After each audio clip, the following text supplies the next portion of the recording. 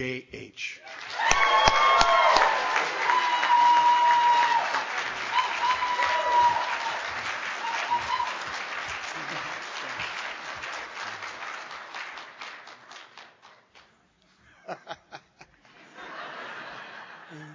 He used to rob banks.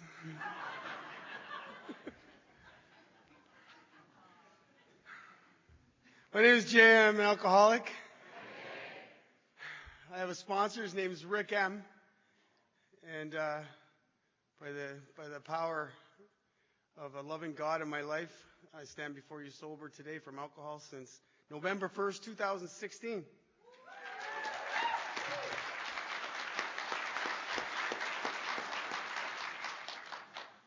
This is such a trip.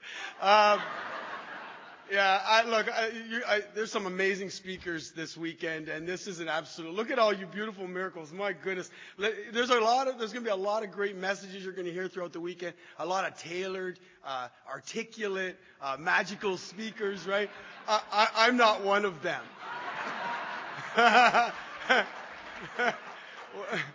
What I lack in all that, I can promise you I bring in passion, because I am absolutely thrilled to be here and to be sober and to be in a room full of like-minded people who also share that same passion. So give yourself a round of applause for being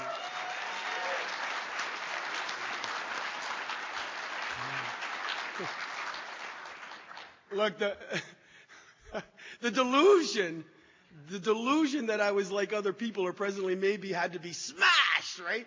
Like, I don't mean picked at, dissected, rolled around, talked about, discussed. It had to be smashed, man. And the problem with an alcoholic of my type is, you see, like, I believed myself, right? Anyone else here believe themselves? You know what I mean? Yeah. And there's a lesson I learned early on that was really important, is don't believe everything you think. But there I was, believing everything I thought, and it always landed me in places like jail cells, ditches, and worse. And, I just know that I had this, look, if I was going to smash something, right, if I was going to be able to put it down, right, I had to figure out how I was going to come to the conclusion that I was going to do such a thing. And I think about these two monks, right? And they're walking town to town to town to town, and they come across this river. And the river's a little rocky, and there's a lady there. She's got some of her belongings, and she's got to cross it, and it doesn't look too safe. And you see, there's a taller monk and a shorter monk, and the taller monk, he looks at the shorter monk. He walks over to the lady, and he scoops her up, and he walks across the river, and he puts her down on the other side. Now, while he's doing that, the little monk's over here. And the calamity's in his mind, you see, and he starts saying, I can't believe he touched a woman. He has vows never to touch a woman, but there he is touching a woman. And so they walked for miles and miles and miles. Not a lick of word was said, and the whole time, the little monk's head's on fire. He's just spinning. I can't believe he touched a woman. He has vows never to touch a woman, but there he is touching a woman. Right before his little head's going to pop off his little body, he says, my brother, I need to know. I need to know, man, how, when you have vows not to touch a woman, how could you touch a woman? And the taller monk looks back at the little monk and he says, my brother, I picked up that woman on one side of the riverbank and I carried her across the river and I put her down on the other side. Why are you still carrying her? Boom. I got to make a decision. I don't even know that I have a choice to make, but once I know I have a choice to make, well, then I got to make it. Right? Otherwise, I'm going to carry that across on my back for miles and miles and miles. I don't know about you, but that sounds exhausting, man. Well, it was. Right?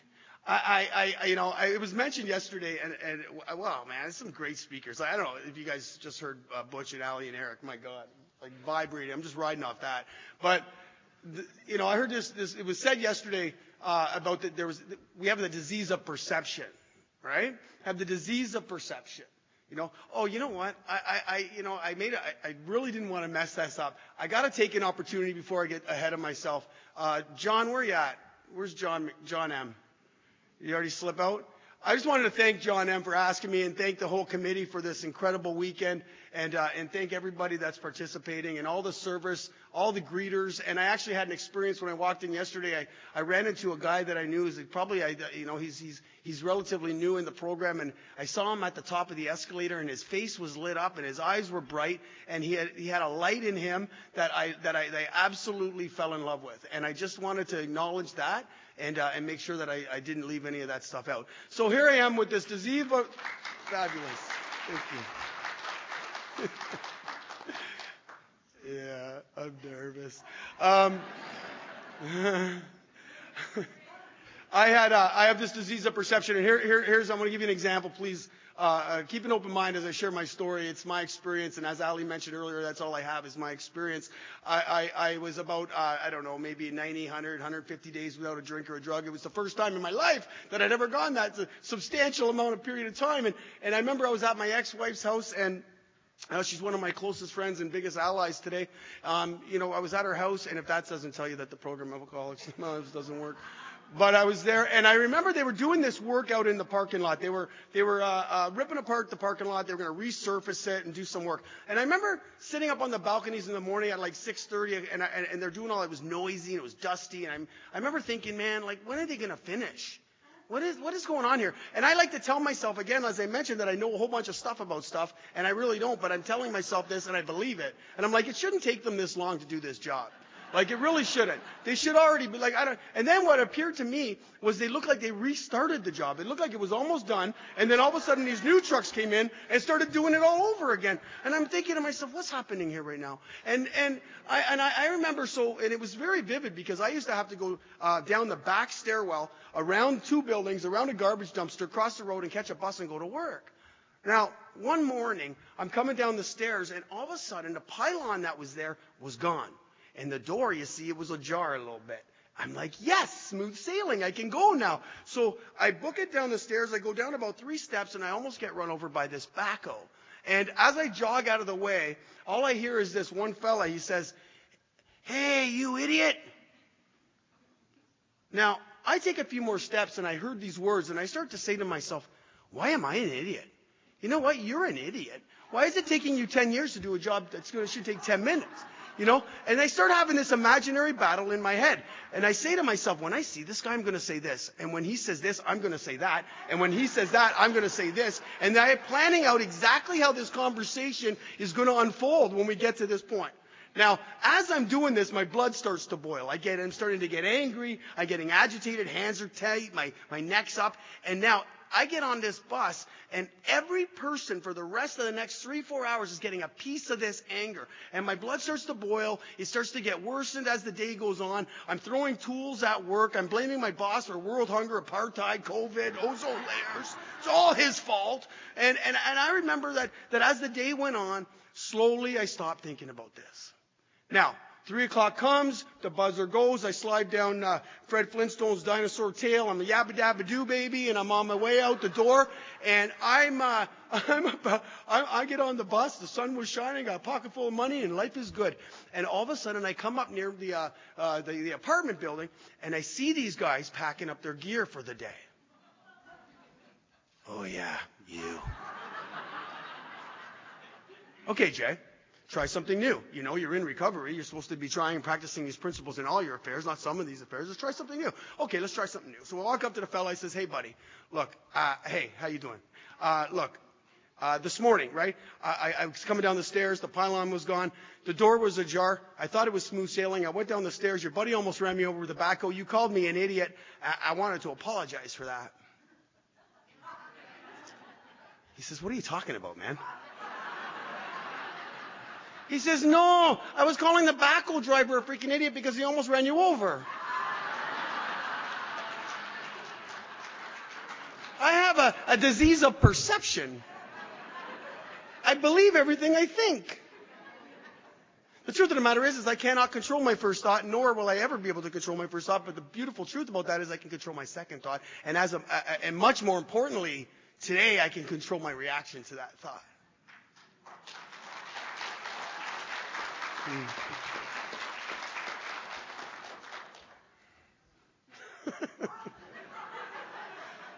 I have no idea why you all just clapped.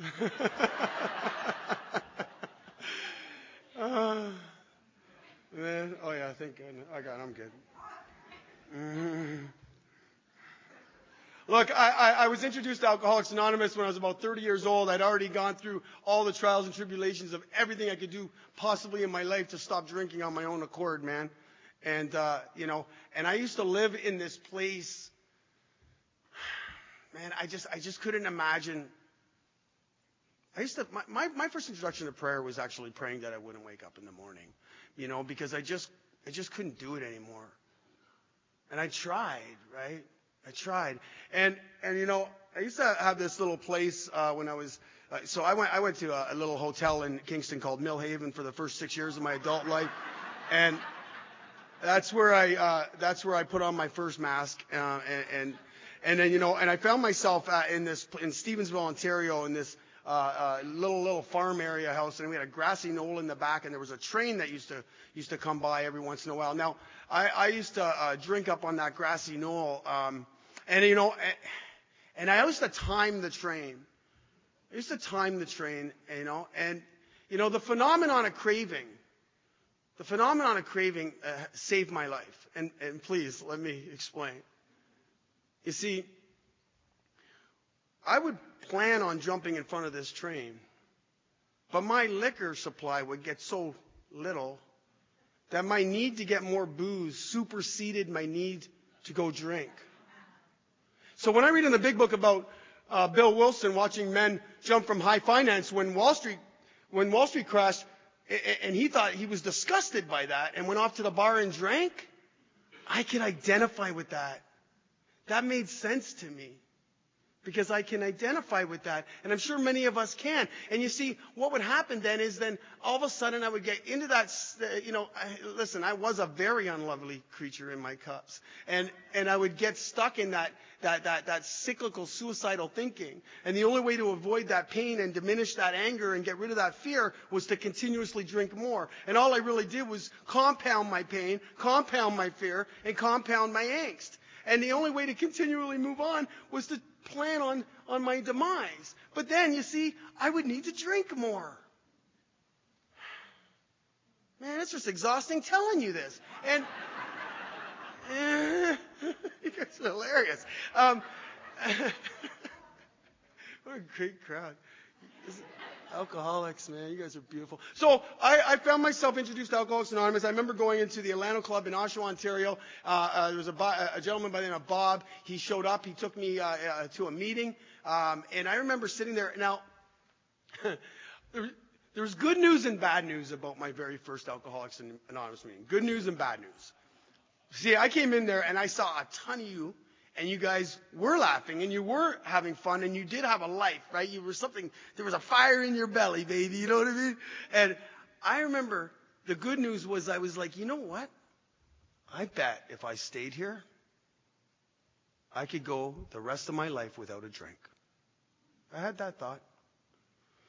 But then the bad news thought, I'll probably live a long, long time. I had no idea how to get to where you were. And you see, I'm the product of a guy who would sit down in a room beside someone like a Butch or a Rick M, and I would try to get well by osmosis, Ali also mentioned it today, and I couldn't, the parallels of our story was dynamic. I also would do all this external stuff except look inside. I could not see me for what I was. I was incapable at that moment to be honest with myself. And yet I was believing everything I told myself. So I would go on this cycle again. And so I would come in and out. I probably accumulated 22, 23, 24-hour chips, and I had a handful of children, and I had a handful of relationships, and a handful of jobs that would last a week or two until I got the nickname Monday, And you're all laughing because you all had the same nickname. You too. But then it got, I would manipulate my thinking and tell myself things. And so I ended up, I ended up going off, things got really, really bad. I thought, okay, you know what? My family was really serious about my problem. As it was being said a million times in a million meetings, like, alcohol was my solution. The truth of the matter is I didn't know I was alcoholic by the way I drank. I knew I was alcoholic by the way I felt sober. You see, I didn't have a problem with the way I drank. I didn't. You all did. I sure as hell didn't. And the minute that I didn't have alcohol, that's when the insanity would arise in me. That's when everything would start to get dark, and I'd be immense fear and excessive anger and new levels of desperation. That stuff was real to me. And so the only way, again, was to escape. But I'm like, okay, Mom says, you're going to have to go to treatment. Maybe try treatment. My sister made a few phone calls, called in a favor. I was in a detox and in a treatment in no time. Now, here's the thing. I meant business. I wanted to stop. As I'd mentioned, I had tried 1,000 times. So I meant business. But the problem with a guy like me is I'm in this treatment center, and someone's talking to me. And as they're talking to me, I'm formulating in my head what I'm going to say to you. So therefore, I'm not hearing a damn thing that you're saying to me. But I believe I have an open mind. Anyone that'll listen, I'll tell them. And so I'm in this moment there where I'm going through the treatment center. They tell me when you get out, Jay, you're going to have to get a sponsor, get a home group. You're going to have to, work some steps and do all these things, right? So I get out, and I'm going to be honest, I had a little bit of fear about life. So I moved in with my sister. My sister loved me, man. She used to say things to me like, can't you see what you're doing to your mother? I'd say, yeah. And my mom would say, can't you see what you're doing to your kids? I say, yeah, I can see. Then why don't you stop? I'm like, I can't stop. Can't you see? Can't you see that I can't stop? I know what I'm doing, but I can't stop. There's something fundamentally wrong with me, man. So I go off and I get out of this treatment center and go to my sister's house because my sister's house is safe. I can't drink there. I had no level of acceptance in my life. I had no understanding of the disease of alcoholism. I didn't understand what was involved. I tried to remain where my feet were, right? And yet, here I am at my sister's house, and I'm riding a bicycle to meetings. I'm seeing people like Jason H. and other amazing people in Oshawa. I'm in great recovery in Durham. And I'm riding this bicycle to all these meetings. I'm going to 2-3 meetings a day if I can. Shift workers meetings, 7 o'clock, discussion meetings. I'm pulling out chairs. I'm making coffee and stuff, right? I'm shaking hands. I'm laughing at your jokes. I don't get them, but you're laughing, right? I was getting on my knees. I'm putting on YouTube meditations, right? I'm putting guided meditations, right? And I'm doing meditation. I'm getting on my knees because people like J.A. tell me to get on your knees and pray. But I'm praying to a power that I have absolutely no connection with because I don't have an understanding of what this power is. But I'm trying. I'm doing what I'm told. All of a sudden, I'm at the dinner table. I got some color in me. I'm feeling a little better. I'm having normal grown-up conversations and stuff, right? And I think I was smelling a little better. You'd have to ask my sister. But I know that she said to me, Jay, we want to go off to Niagara Falls for the weekend. I says, yeah. And she says, we want to make sure you're going to be okay here by yourself. I said, you trust me? She said, yeah. It felt so good. I don't remember at that point ever being trusted before. I said, of course you can trust me. And I meant it. And she left that night, and I went to bed that night, and I got up in the morning, and I got on my knees, and I prayed to this power of my misunderstanding, and I put on my YouTube video and listened to the meditation, and I went on, and I'm walking down Dundas Street in Whitby, and I have a pocket full of money, and the sun was shining. It was a Saturday morning, and I get this text message on my phone from a girl I'd had a crush on since like grade 8, and she says, hey, Jay, I'm going to come over for a swim. And I'm like, hey, that's a good idea. I don't know if that's how your text messages sound, but that's how mine sounded. And I had that message, and I looked up for a split second, and I see the beer store sign. And I'm like, oh, I should get a, and I stopped dead in my tracks because I know for a fact I cannot control my first thought. I actually laughed at the fact that I had the thought. I laughed at that thought. And somewhere between that thought and that beer store, I'm standing in line at the beer store. Mental blank spot. I'm literally there. But you see, I have a liar that lives in my head, and I believe it. I have a liar that lives in my head that truly wants me dead, man. And that liar comes out in that moment just in order to justify my actions and make me feel okay. And it says, you know what, Jay? When you get to the front of the line, you're only going to buy one beer. Never bought one beer in my life. But today I mean business. Today is going to be different. Right? Today's going to be different. I get to the front of the line, I buy a box of beer, and I'm putting it in my knapsack like I bought a bag of guns. I'm looking around for Butch and Rick and like the AA police because I know damn well what I'm doing is wrong. And I go out of the beer store, and now this liar comes in my head, and he says, you know, Jay, when you get back to your sister's, you're only going to drink one beer, and you'll save the rest for another day. Right? Because today, guys, and ladies, I mean business. Today, I mean business. That blackout was next level blackout. I had a barbecue incident that set the deck on fire, which set the house on fire. Almost $315,000 in fire damage. I had spent my life hating myself. I had lived in desperation and fear, and now I was thrust into a new catalyst of self-loathing that I could not process. And I did what I did best, and I ran. And I ran for 8 months until I landed in a little basement apartment in Pickering, Ontario.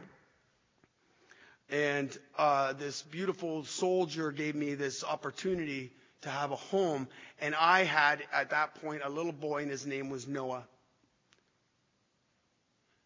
Noah was 3 years old, and Noah was coming to my house on weekends.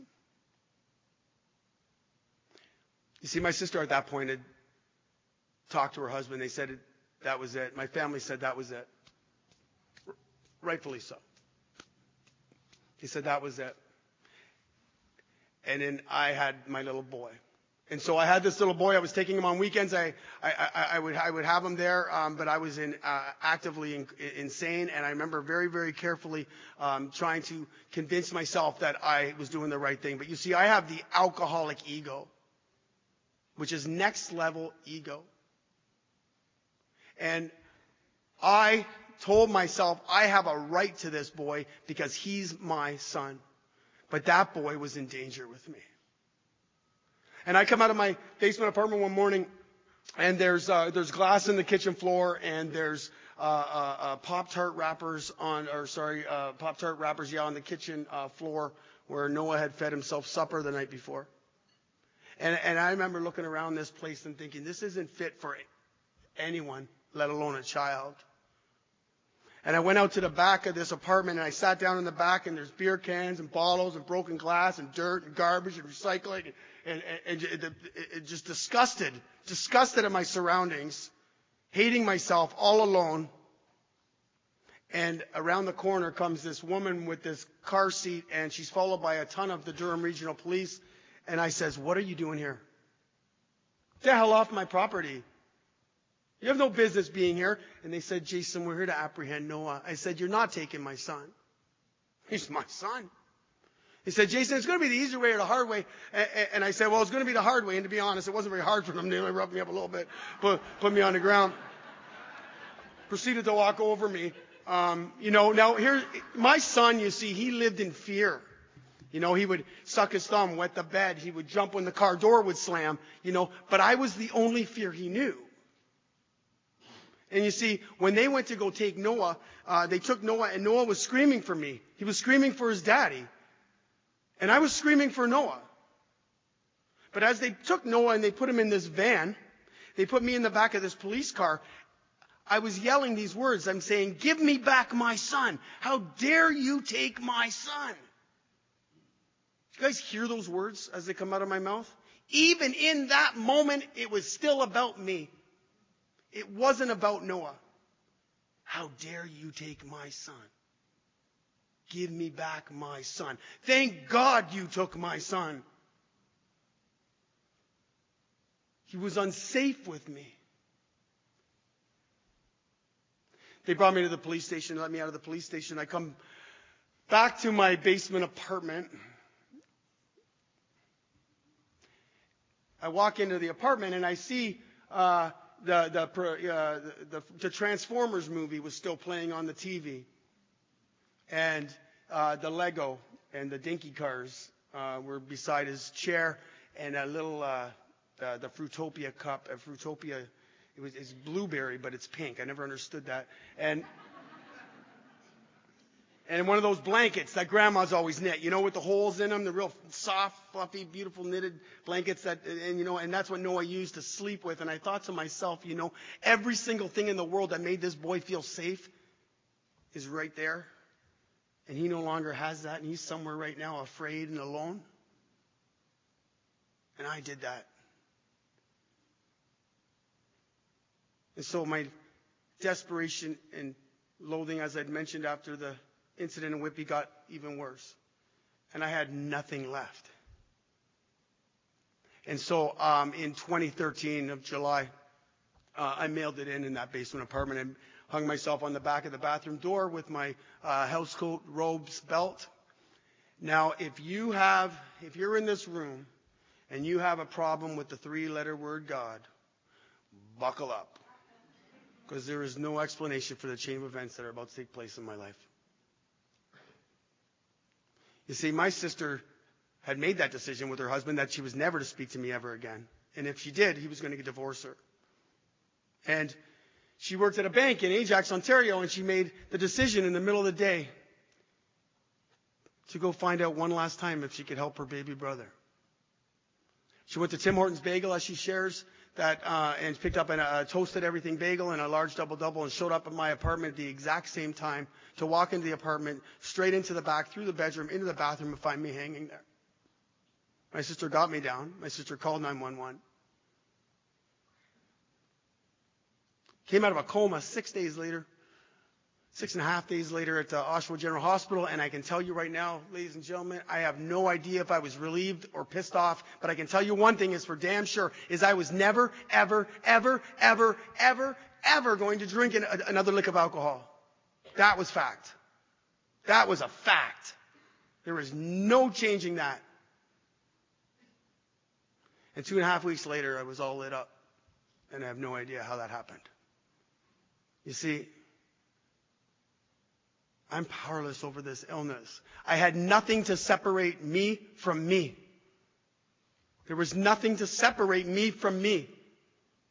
I needed a power in my life that I didn't know how to get, what it was, where to find it.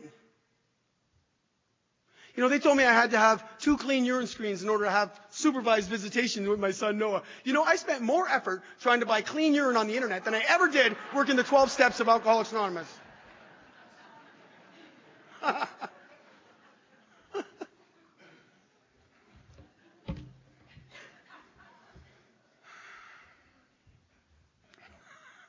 I went back to treatment.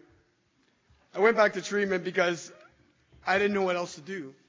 And this time, I decided to shut up a little bit. I decided to listen a little more intently. I think they call it active listening.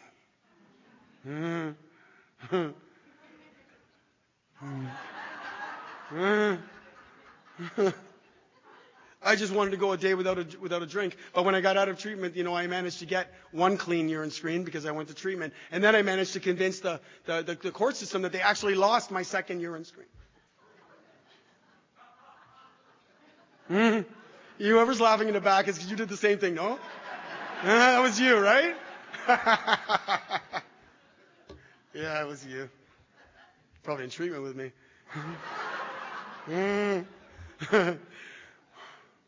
But I went back to treatment, and I did get that clean urine screen. I did convince them that he lost the 2nd one. And I'll tell you what happened as a result of that is I actually got my son back. Ladies and gentlemen, boys and girls, man, I was drinking within weeks of getting out of that treatment center. I had no business with that boy. He was still in danger with me. And this continued for 2 more years. Noah was 7 years old. He was 7. 7 and a bit. And I was coming out of a blackout on Halloween night, October 31st, 2016. I was coming out of a blackout, on Halloween night, and I'm about 2 or 3 doors down from my house, and I'm lost. I mean, geographically, clearly the cuckoo wasn't back in the clock yet, but I was lost, and Noah had to take my hand and show me where I lived.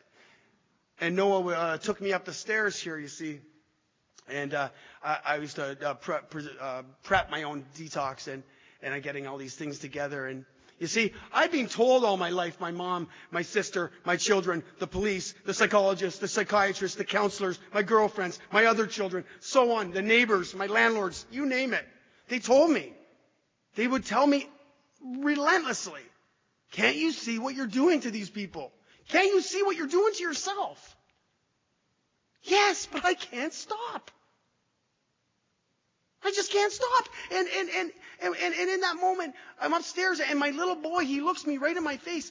And he looks me right in my face, and he says something that changed my life. You see, he looked me right in my face with his tears strolling down his cheeks and his big, beautiful face and his bald head. And he says, Daddy, it makes me sad when you're sick. I had what they call a moment of clarity. For the first time in my entire life, I didn't hear words. I felt what he was telling me. I felt it. It hit heavy, but I felt it. And he put his little head on my chest, you see, and little tears started coming down his cheeks, and he laid there, and I held him there, and tears started going down my cheeks. And I don't know how long it was, but it felt like forever. And we fell asleep like that. And in the morning, I didn't know what to do. Like there was no fight left. You see, I was beaten into a state of reasonableness. And there was no fight left. So I don't know, I got Noah up, and I think I put his clothes on inside out and backwards, and got him in a taxi cab. I sent him off to his mom's, and I said, I got to go back to this Alano Club, man. Now, I had called this guy who was my counselor months before in a blackout, or I think it was a blackout. And I had said that, I was incapable of being honest with myself. He says, well, did you work the 12 steps in your life? I said, no. He said, what the hell did you think was going to happen? I didn't like that, man. No, legitimately, I hung the phone up on him. I wanted the easier, softer way at that point. I didn't know that I needed the truth. I didn't even know what the truth was. But in that moment, I hung up on him. Here I am in this morning, I'm 117 pounds, my skin's yellow, and I'm dying. Figuratively, literally, emotionally, spiritually bankrupt, and I don't know what else to do. My back wasn't against the wall, friends. It was across the globe, man. I got nothing, no fight left. And so I get to the Alano Club, I crawl up. If you guys have ever been to the Alano Club in Oshawa, there's like 189 stairs or something. And they're straight up. You should have and if you're just coming, if you're like in the state I was in, those are some serious steps, man. And I get to the top of the stairs, and I sit down at this table, and it's a discussion meeting, and it's about love. Love. I don't know nothing about life, but let's talk about love. Used to hear things like that, you can't love someone else until you learn to love yourself. Yeah, right. I can love everybody, but not love myself. The truth is I can't be loved until I learn to love myself. You'll never love me enough. You'll never tell me enough. You'll never prove it enough. And even when you do, the goalposts will move, and I'll demand more from you. I was so sick, I didn't even know I was sick. I get to this meeting, they're talking about love. Of course, I pass. I look down, I'm counting the dust bunnies on the ground. And there was a lady in this meeting, her name was Rhea, and she put her hand on my leg. And I felt love. It was foreign. It was magical. It was scary. But it was genuine. And I look up from this table for a minute, and the same man I'd called 6 months earlier, who happens to be my sponsor today, he's sitting there about 3 feet in front of me, smiling with the biggest grin you've ever seen in your life, with his big bald head like this.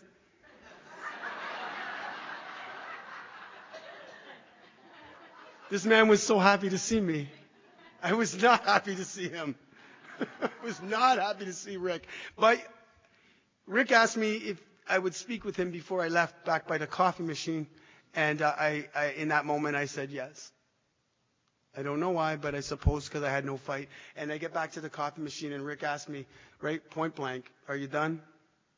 Are you ready? I started bawling my eyes. Oh, man, I was so ready.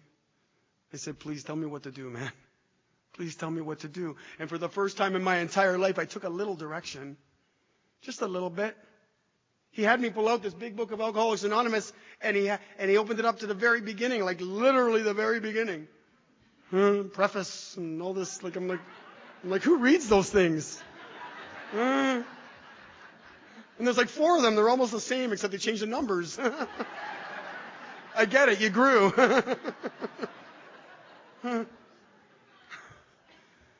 And he has me go through this book word by word, line by line, word by word, line by line, circle this, highlight this, circle this, highlight this. I don't know what I'm doing, my brothers and sisters, but I tell you what I wasn't doing. I wasn't lying in a ditch, right? I wasn't sitting in a jail cell. I wasn't making my mother cry. I wasn't making my children cry. For the first time in my life, all I knew what I was doing was what I was being told to do. And I knew that everything else I'd done in my entire life leading up to that point did not work. So right now, in this moment, I'm going to continue to do what this man's telling me to do because it feels, well, okay. So I went back the next day. We did it some more. A couple days later, we did it some more. Then we did it some more. I went to more meetings. I met more people. To about page 44 or 45 of the big book, and all of a sudden one day I'm walking outside of the Atlanta Club, and it's a sunny day, and I had 41 days without a drink. That was my miracle. I had 41 days without a drink. I'm walking down Thornton Avenue. I love reggae, baby, and I got some Barris Hammond on my headphones, and the sun was shining, and I don't know what's happening right now, but I start feeling good. And I start feeling light, right? And I actually start giggling a little bit about how I feel. And then I hear myself giggle, right, Butch? You remember those moments, right? I start hearing myself giggle. So now I laugh harder at the fact that I'm giggling. And as I laugh harder, I start to laugh even more hysterically because I can't believe I'm laughing walking down Thornton Avenue. And I don't know what's happening right now. And I don't know what any woman here felt like when she was pregnant, but I felt like I was glowing, you know what I mean? And I'm like waving at the Rogers cable guy. Like, I just felt good.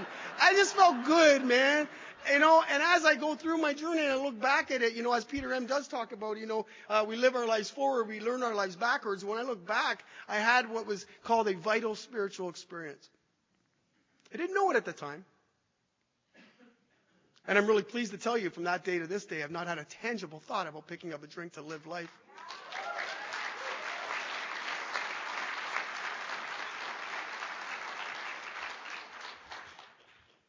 I don't know how that happens for an alcoholic of my type, but I'll tell you right now, I'm really grateful. And I'll tell you one other thing, is that was just the beginning, because I only have to, I'm going through this process where I'm working these 12 steps in my life, and I don't even know what that means. And we've all heard it, right? Live the 12 steps. Work the 12 steps. Live them put them into action. I used to hear that stuff, I'd be like, what does that even mean? I could read them on paper. I could take the direction that it says in the sentence, but how do I put that into action in my life? You know, and as I mentioned at the beginning of my share today, I have a disease of perception, so I need to have an internalized shift in order to have a profound alteration to the way I think and the way I view life. And so I would get stuck in this place, and then I'd read something in the steps, and then I'd be like, well, I don't know how to apply that. Well, it turns out if I live it, I'll have experiences that'll cause the shift, and now I get it. And I can't see that until I get there. Right? I'm resistant to new information because I know everything. Yeah, y'all didn't laugh there, did you? Because you're all looking in the mirror right now. Oh, my goodness gracious. You see, I used to think to myself that I had a real hard problem with step 4. I used to tell anyone that would listen, I couldn't do step 4. It was just, I stuck on step 4. Again, looking back, I did not have a problem with step 4. As a matter of fact, step 4 was a cakewalk compared to step 3. If I have a solid and honest and genuine step 3, that removes the fear. I have a power that's working in my life that's going to carry me, as long as I have that to separate J from J. And stop resisting that new information. You see, I had a problem with the 3-letter word God for the longest time, but, if I look back, and I even think when I was a little boy, about 6, 7, 8 years old, my mom used to say to me things like, if you don't eat your broccoli, son, you're not going to hockey. I'm like, well, I'm going to hockey, Mom. She's, well, you better eat your broccoli. I said, I'm not eating my broccoli, Mom. She says, well, then you're not going to hockey. I'm like, I'm going to hockey. She says, well, then you're going to eat your broccoli. Mom, pay attention. I'm not eating my broccoli. I didn't say pay attention. She's Newfoundlander. She would knock me out. She says, why aren't you going to eat your broccoli, son? I says, I don't like it. She says, how do you know you don't like it? You never even tried it. And I said, I just know. I carried that same bias all the way through my life, even into the depths of despair, and I just know. People used to say things like, that were, terminal uniqueness and all these types of things, that we thought we were different. The truth is, I didn't think I was different. I thought I was so much like you and so much like everyone else that I didn't have a problem.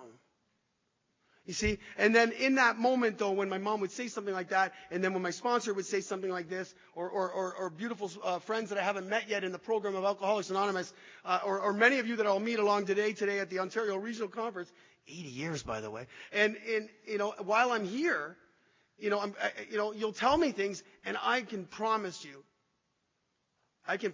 without a doubt, I will not be resistant to that information. I am a child of God, man, and I just want to learn, and I want to remain teachable.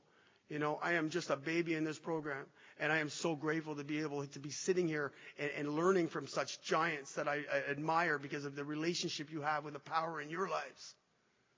And I long for that connection. And I'll continue to cultivate the relationship that I have with this God in my life today, because that's what eliminates the fear that's living inside of me. And it does come back. I can easily go through half a day and unsurrender. I do it often. Did it about 2 hours ago in line at the Tim Hortons. I feel like all of you were in that line.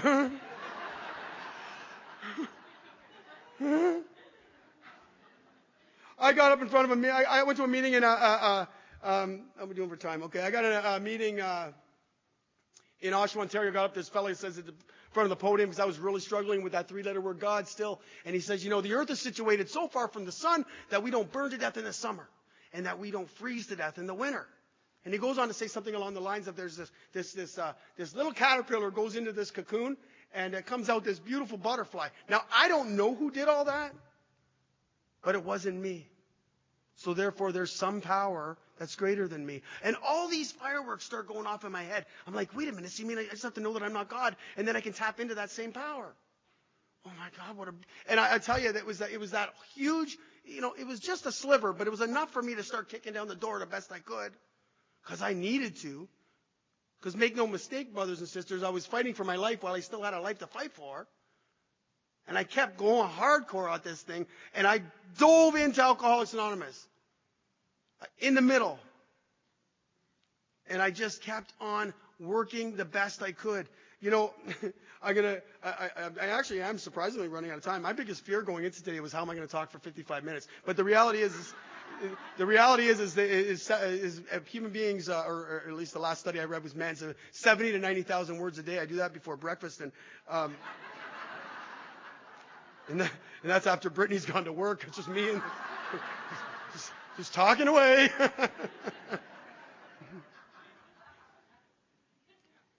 I had a lot of experiences during the steps that helped me learn how to live the steps. Step 9 was a specific example. I had this piece in my soul that always longed for what I thought was validation from my father. I would seek these things from Dad that I need to get from my dad that I never could get from Dad. He just wasn't capable of giving me what I was demanding from him. And I had no ability, again, as I mentioned earlier, to separate me from me. So what I wanted mattered, and what you needed mattered very little.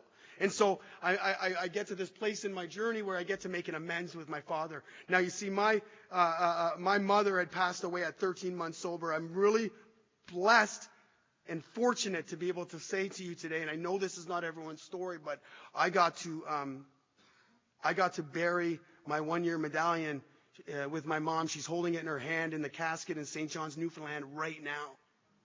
Right now. That gives me immense peace.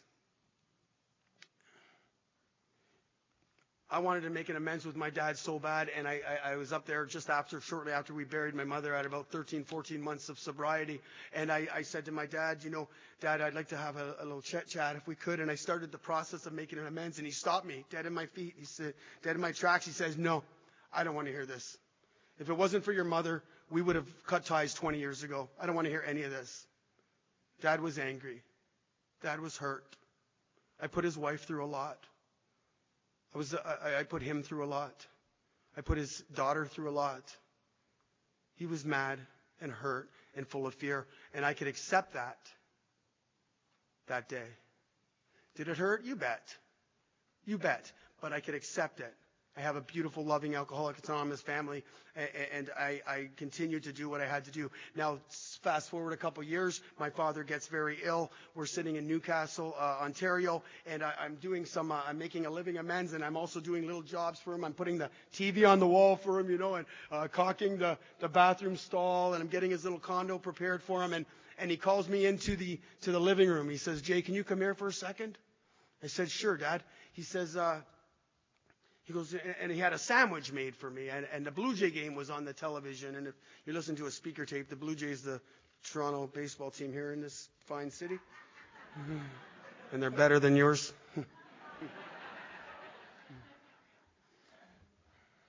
And so I found myself going down, sitting there with Dad, and he says, I think it's fair to say, Jay, a couple years ago when you tried to make that amends thingy with me, he goes, I feel like I was a little hard on you, hey? I said, well, a little bit, yeah, a little tough. He goes, well, look, I think it's fair to say that the last 2 or 3, 4 years of your life have been the best years of your life, no? I said, yeah, Dad, they really have been. He says, I know your mother's not here right now, but I'm sure she would agree with me, but I just wanted to let you know that we're really proud of you, and we love you. And in that moment, of course, I had a big, ugly, gross, goobery cry. But in that moment, I'll tell you what I learned. I didn't need my dad's validation. The second I got it, I realized what I was lacking was connection. And that connection has now been fostered and continues to cultivate today. And after that experience, I learned that that's how I would conduct myself in all my relationships with family, friends, colleagues, strangers I haven't met yet, or strangers that doesn't work. And just to finish up, we talk about attraction, not promotion. My daughter, who's sitting in the front row today, she's one of us. She was missing for a couple of years, and she showed up by nothing short of miraculous divine interventions in our lives. But she showed up on my doorstep on November 1st, 2020. After a couple of years of missing reports, I joined our sister fellowship, Al-Anon, to try and learn, because I found myself getting sick in recovery, trying to control the disease of drug addiction, alcoholism. And Ashley showed up at my doorstep, and she shares in her stories often that she walked into this house and she saw a man that stood before her that she's never seen before, and a light that was in my eyes that she'd never witnessed before.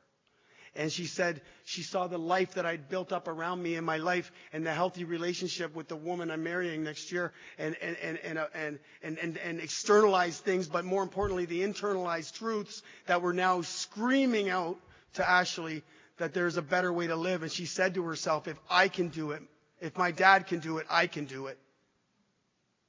Ashley and I share the same dry date.